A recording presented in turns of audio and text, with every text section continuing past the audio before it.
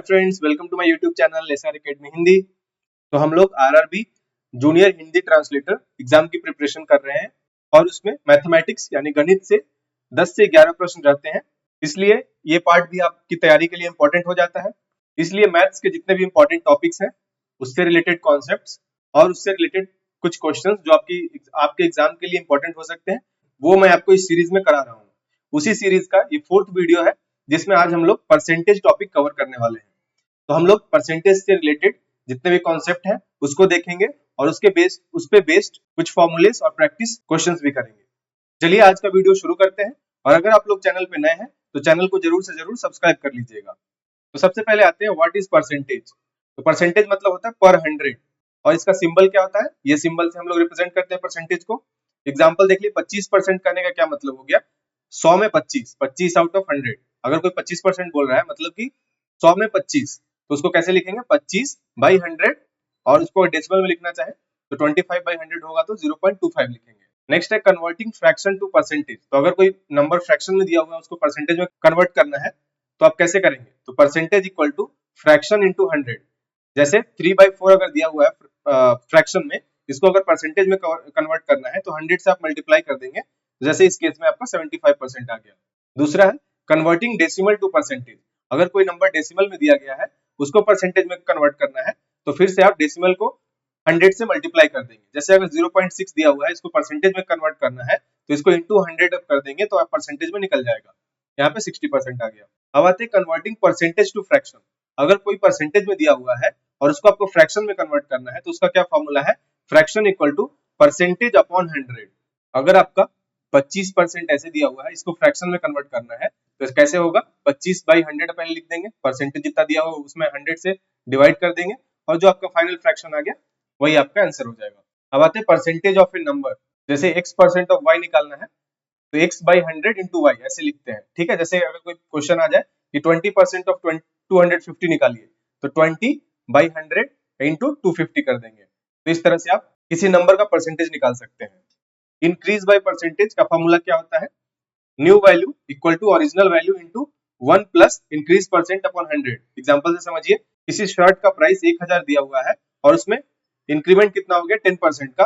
तो डायरेक्ट हम लोग न्यू वैल्यू निकालने के लिए ये फॉर्मूला लगा देंगे। तो जो आपका पहले ओरिजिनल वैल्यू था मतलब 1000 रुपए इंटू 1 प्लस जितना इंक्रीमेंट हुआ है 10 अपॉन 100, और इसको सॉल्व करेंगे अगर आप तो आपका 1100 आ जाएगा। मतलब 10,000 में अगर 10% इंक्रीज होता है तो फाइनल वैल्यू कितना आ जाएगा, 1100।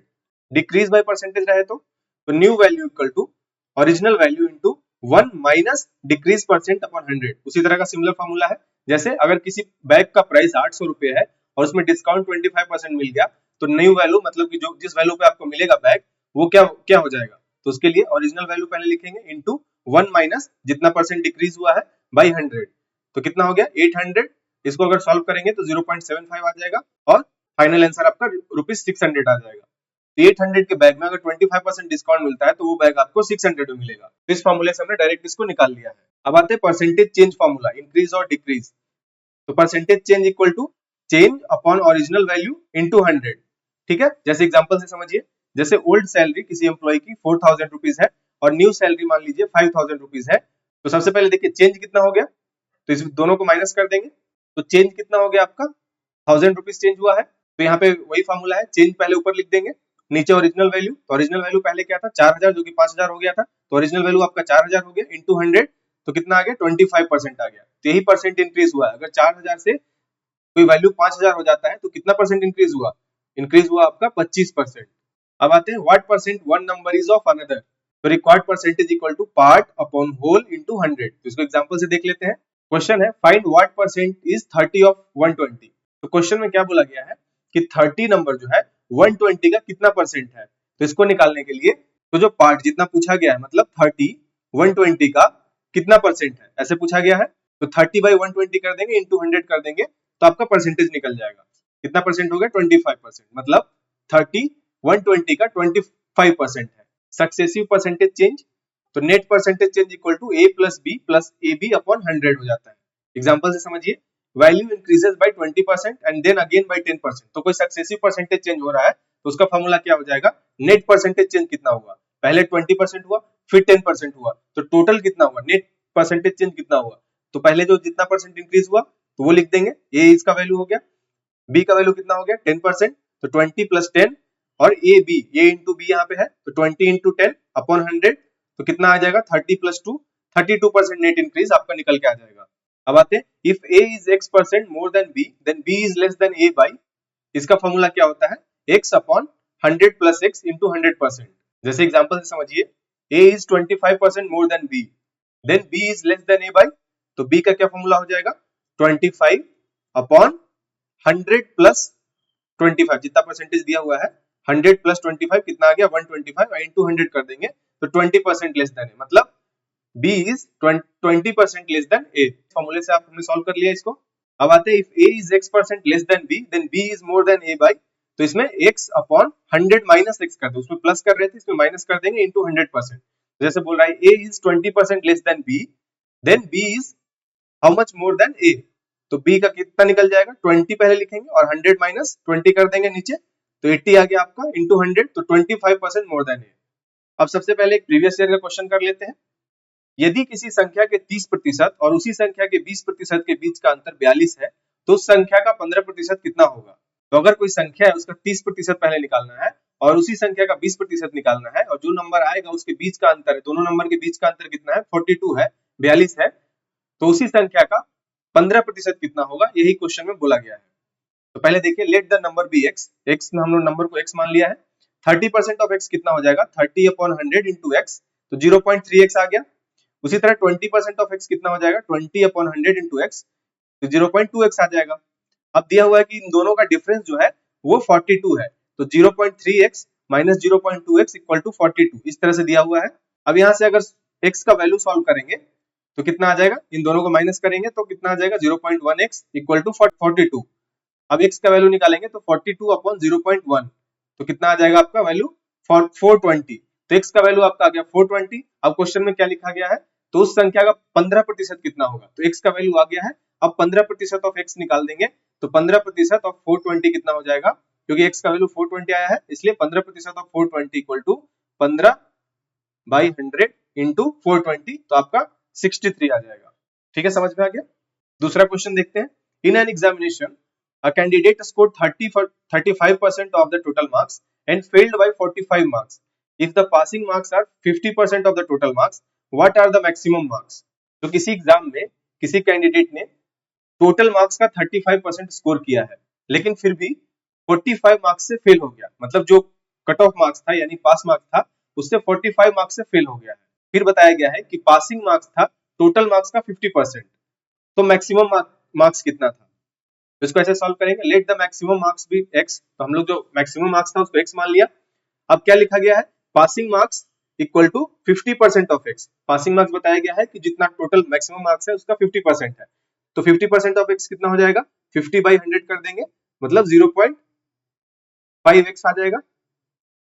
अब कैंडिडेट का स्कोर कितना है 35% ऑफ x है, मतलब 35% ऑफ टोटल मार्क्स हमने x मान लिया है इसलिए 35% ऑफ x, तो इसका वैल्यू कितना आ जाएगा 35 अपॉन 100 कितना आ जाएगा 0.35x। अब क्वेश्चन में एक और चीज क्या बोला गया है कि कैंडिडेट कितने नंबर से फेल हुआ है, तो जो पासिंग मार्क्स था उससे 45 मार्क्स पीछे रह गया था वो, और इसी वजह से फेल हो गया। तो हमने पासिंग मार्क्स निकाल लिया 0.5x और कैंडिडेट का मार्क्स कितना आया था टोटल मार्क्स का 0.35x निकाल लिया हमने कैंडिडेट का स्कोर।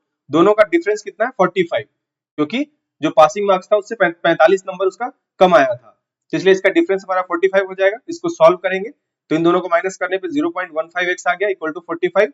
अब x का वैल्यू निकालेंगे तो 45 अपॉन 0.15, तो 300 आ जाएगा, मतलब x किसका वैल्यू था टोटल मार्क्स का, मैक्सिमम मार्क्स का। वही क्वेश्चन में पूछा गया मैक्सिमम मार्क्स आपका आ जाएगा 300। दूसरा क्वेश्चन देखते हैं।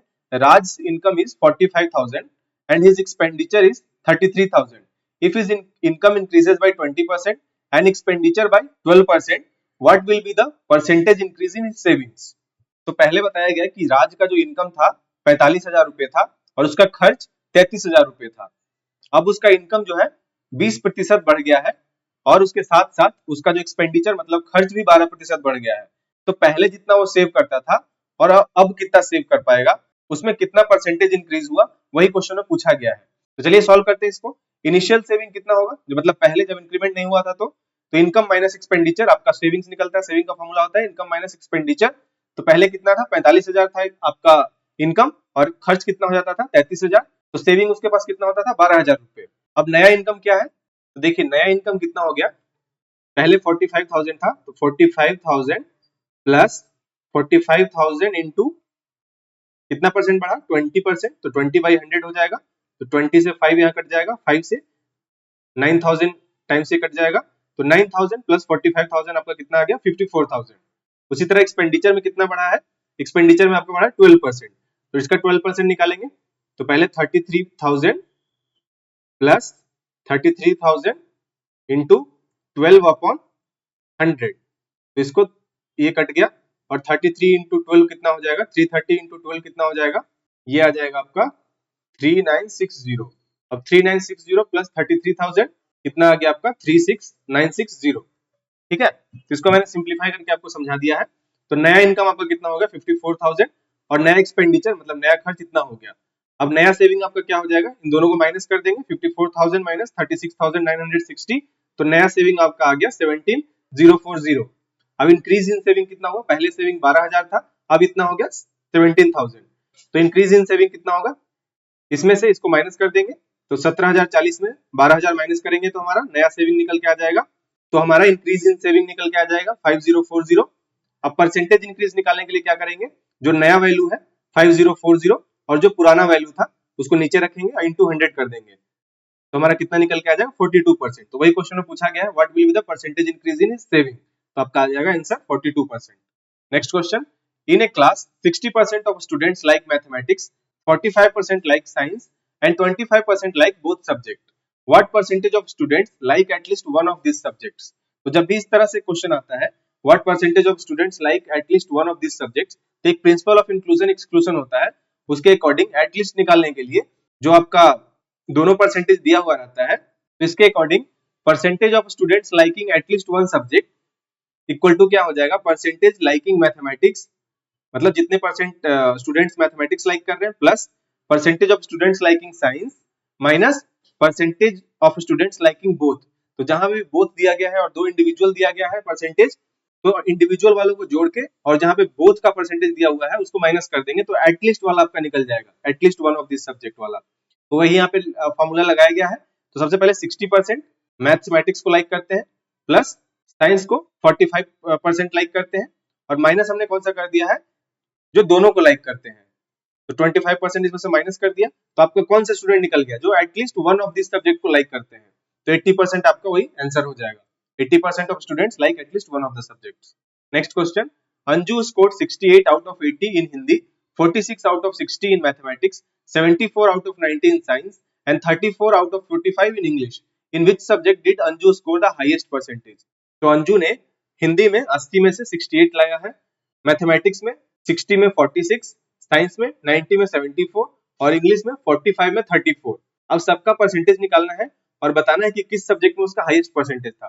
तो हिंदी में निकाल लेते हैं, 68 आउट ऑफ 80 था तो परसेंटेज 85 आ गया, मैथमेटिक्स में 46 आउट ऑफ 60 था, इंटू 100 करेंगे तो 76.67 आया, साइंस में 74 आउट ऑफ 90 था, इंटू 100 करेंगे तो कितना परसेंट आएगा 82.22, इंग्लिश में कितना था 34 आउट ऑफ 45, इसमें इंटू 100 करेंगे तो 75.56 आ गया।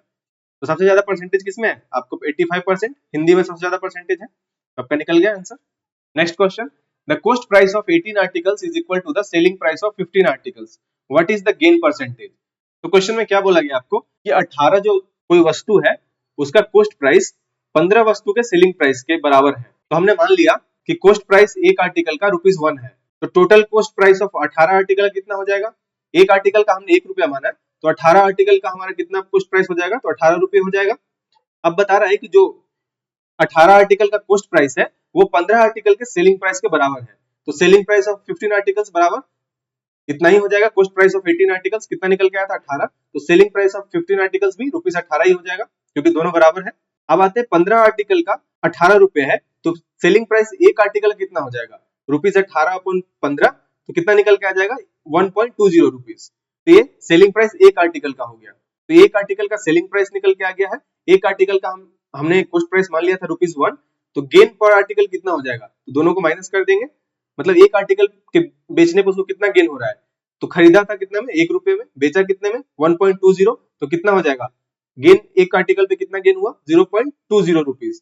अब गेन परसेंटेज निकालने के लिए जो आपका गेन आया पर आर्टिकल और एक आर्टिकल का कितना प्राइस है उतने से डिवाइड कर देंगे, इंटू 100 कर देंगे, तो आपका 20% आ जाएगा। तो गेन परसेंटेज कितना हो गया 20%। तो यही आपका क्वेश्चन में पूछा गया था। Next question, the population of A town increases by 10% in the first year and decreases by 5% in the second year, what is the net percentage change in the population after 2 years. तो किसी town का, किसी city का first year में population 10% increase होता है और दूसरे साल 5% डिक्रीज हो जाता है। तो क्वेश्चन में पूछा गया है कि जो नेट परसेंटेज चेंज कितना हुआ 2 साल के बाद। देखिए कैसे सॉल्व करेंगे इसको। लेट द इनिशियल पॉपुलेशन भी 100, तो हमने मान लिया कि जो पहले पॉपुलेशन था वो 100 था, 100 लोग थे वहां पे। After a 10% increase in the first year, तो पहले साल में 10% इंक्रीज हुआ था, तो 10% कैसे इंक्रीज होगा, 100 प्लस 100 इंटू 10%, तो कितना हो जाएगा, मतलब 10 ऐड होगा इसमें, तो 110 हो जाएगा पूरा। न्यू पॉपुलेशन आपका हो गया 110। अब after a 5% decrease in the second year, तो सेकेंड ईयर में आपका 5% डिक्रीज हो गया है, मतलब टोटल फर्स्ट ईयर में कितना था 110। अब इसमें से माइनस करेंगे कितना 110 इंटू डिक्रीज कितना हुआ है 5%, 5/100, ये 20 से आ जाएगा। और अगर इसको आप सॉल्व करेंगे तो इतना आ जाएगा आपको 104.5। तो न्यू पॉपुलेशन आपका निकल गया 104.5 दूसरे साल के बाद। तो नेट चेंज कितना हुआ, पहले कितना था 100 और दूसरे साल के बाद कितना हो गया 104.5, तो मतलब 104.5 से 100 को माइनस करेंगे तो नेट चेंज हमारा निकल के आ गया नेट चेंज इन पॉपुलेशन। ठीक है, अब नेट परसेंटेज चेंज निकालने के लिए जो आपका नेट चेंज आया बाई 100 इंटू 100 कर देंगे। बाई 100 हमने क्यों किया, क्योंकि इनिशियल पॉपुलेशन हमारा 100 ही मान के चला था, इसलिए 100, और परसेंटेज में कन्वर्ट करने के लिए हमने 100 से मल्टीप्लाई कर दिया, तो आपका कितना आ गया 4.5%। Next question, if the price of sugar decreases by 20%, by what percent can a person increase their consumption of sugar without increasing their expenditure। तो चीनी का प्राइस 20% डिक्रीज हो गया है। तो क्वेश्चन में पूछा गया है कि इसका कंजम्पशन कितना बढ़ाना होगा ताकि खर्च में इंक्रीज ना हो, जितना पहले खर्च कर रहा था उतना ही खर्च होना चाहिए, लेकिन कंजम्पशन इंक्रीज कर देना है। ठीक है, सॉल्यूशन देखते हैं। लेट द ओरिजिनल प्राइस भी 100 रुपीज पर केजी, तो हमने मान लिया कि जो पहले प्राइस था वो 1 केजी का 100 रुपीज था, and the person buys 1 KG, और पहले वो आदमी 1 केजी खरीदता था। After a 20% decrease the new price will be 10%, 20% decrease हो जाएगा, मतलब कितना 100 का 20% मतलब 20 रुपीज डिक्रीज हो जाएगा, मतलब कितना बच जाएगा अब 80 रुपीज पर केजी होगा। तो पहले वह 1 केजी 100 में खरीदता था, ये हमने मान लिया था। अब 20% डिक्रीज हो गया तो अब वो 80 रुपीज में ही 1 केजी खरीद सकता है। ठीक है, for the same expenditure of ₹100, लेकिन उसको खर्चा कितना करना है 100 रुपीज ही करना है। तो अब कितने क्वांटिटी वो 100 रुपीज में खरीद सकता है, क्योंकि प्राइस डिक्रीज हो गया है, तो कितने क्वांटिटी उसको खरीद सकता है, तो जो 100 है उसको 80 से डिवाइड कर देंगे। 100 क्या है आपके पास पैसे 100 रुपीज, और 1 केजी का कितना प्राइस है 80 रुपीज पर केजी, तो आप कितने खरीद सकते हैं 100 रुपीज में, अब आप 1.25 केजी खरीद सकते हैं। पहले 1 केजी खरीद सकते थे, लेकिन अभी 20% जब प्राइस डिक्रीज हुआ, मतलब अब 80 रुपए पर केजी हो गया, तो अब 100 रुपए में कितने केजी शुगर आएंगे 1.25 केजी आ जाएगा अब। ठीक है, तो इंक्रीज इन क्वांटिटी कितना हुआ, बढ़ के 1.25 केजी माइनस 1 केजी कर देंगे, तो 0.25 केजी अब एक्स्ट्रा शुगर वो 100 रुपए में खरीद सकता है। तो परसेंटेज इंक्रीज कैसे निकालेंगे, तो चेंज और इनिशियल वैल्यू कितना था 1 इंटू 100 कर देंगे तो 25% आ जाएगा, जो कि परसेंटेज इंक्रीज हो गया। परसेंटेज इंक्रीज क्या चीज का, कंजम्पशन का, तो 25% कंजम्पशन उसका इंक्रीज हो गया है। Next question, a shopkeeper sells an article at a 10% profit, if he had bought it at 5% less and sold it for ₹1 less, he would have gained 15%, find the cost price of the article। तो कोई एक दुकानदार है, वो किसी article को, किसी वस्तु को 10% के प्रॉफिट पे बेचता है। क्वेश्चन में एक और चीज बताया गया है कि अगर उसने 5% लेस पे खरीदा होता और 1 रुपये लेस करके उसे बेचा होता तो उसे कितना गेन आता 15%। तो अब हमें cost price of the article निकालना है। तो सबसे पहले मान लेते हैं कि ओरिजिनल कॉस्ट प्राइस कितना था 100 था, और सेलिंग प्राइस एट 10% प्रॉफिट, क्योंकि वो सेल कितने पे करता था 10% प्रॉफिट पे, तो कितना हो गया 100 प्लस 100 का 10% कितना हो जाएगा 1.10, तो 110 आ गया आपका सेलिंग प्राइस एट 10% प्रॉफिट, क्योंकि कॉस्ट प्राइस 100 हमने मान लिया है, तो सेलिंग प्राइस कितना है 10% प्रॉफिट वो बेचता है, तो सेलिंग प्राइस कितना हो गया 110।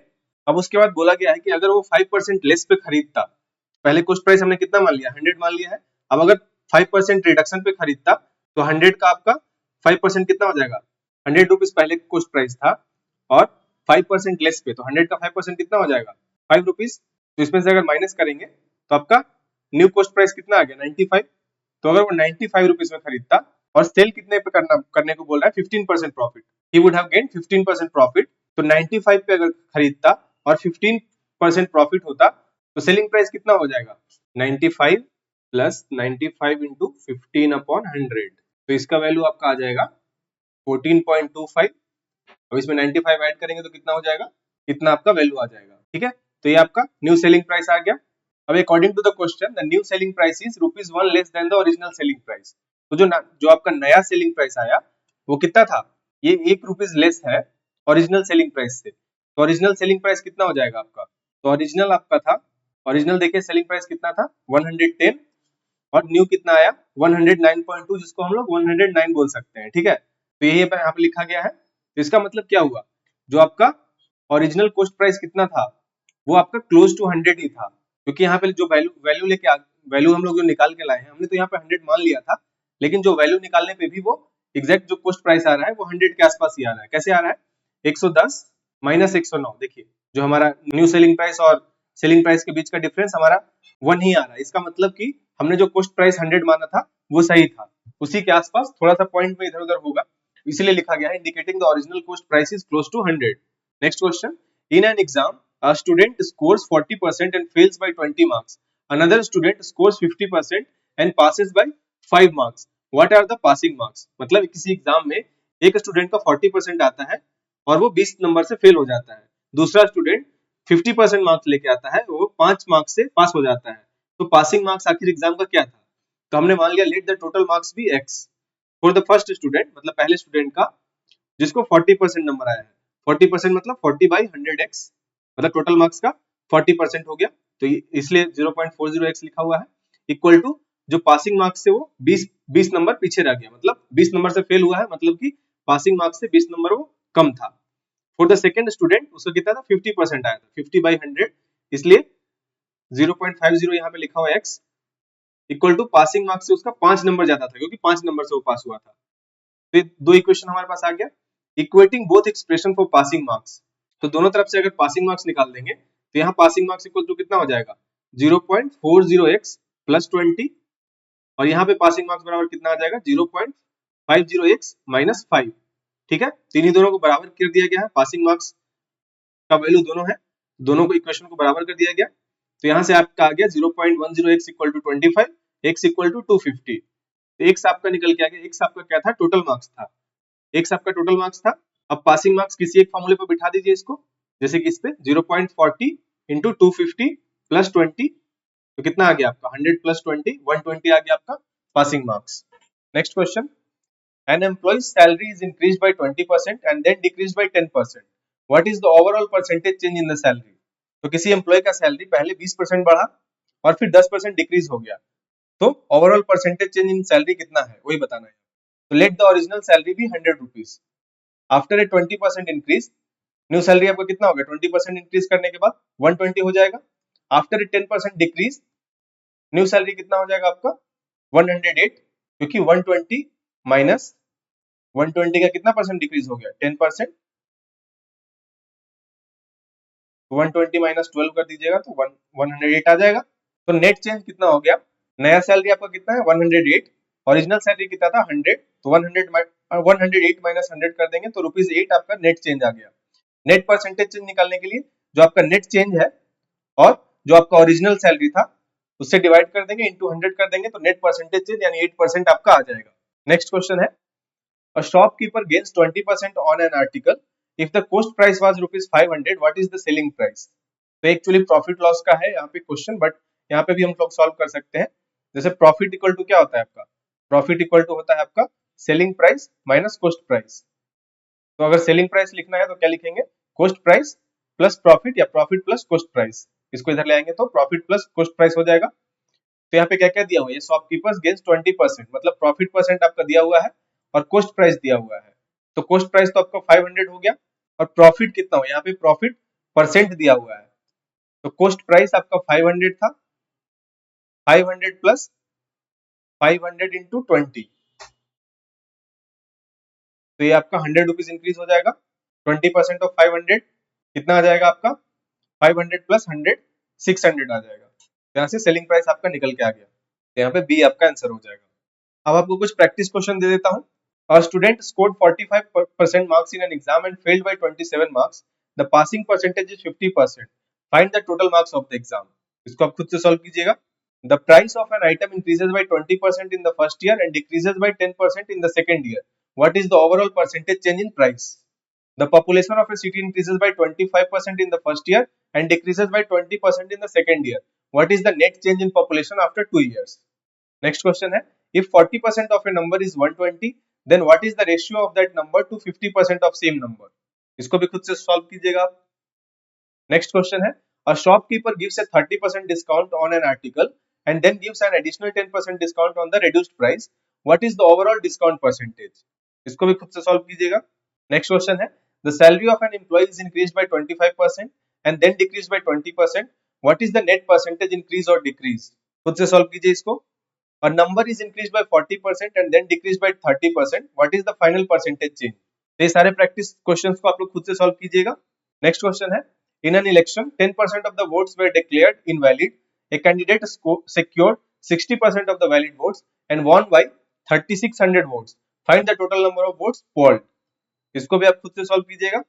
नेक्स्ट क्वेश्चन है, a student gets 40% of the total marks and fails by 20 marks. If the passing percentage is 50%, find the total marks. तो ये थे आपके लिए कुछ प्रैक्टिस क्वेश्चंस। प्रैक्टिस क्वेश्चन को बेस्ड ऑन मैंने जितने भी क्वेश्चन आपको सॉल्व कराए और जितने भी कॉन्सेप्ट बताए, उसके बेसिस पे आप इसको सॉल्व करने की कोशिश कीजिएगा। अगर परसेंटेज से रिलेटेड कोई भी क्वेश्चन आपके एग्जाम में आता है, तो इसी तरह के आपके क्वेश्चन आपके एग्जाम में आएंगे, तो अच्छे से इसका प्रैक्टिस कर लीजिएगा। सारे प्रैक्टिस क्वेश्चन आप लोग सॉल्व करेंगे। तो आज के लिए इतना ही। अगर आपको वीडियो हेल्पफुल लगा, इन्फॉर्मेटिव लगा, तो वीडियो को लाइक कीजिएगा, शेयर कीजिएगा और चैनल को जरूर से जरूर सब्सक्राइब कर लीजिएगा। Thank you so much. जय हिंद।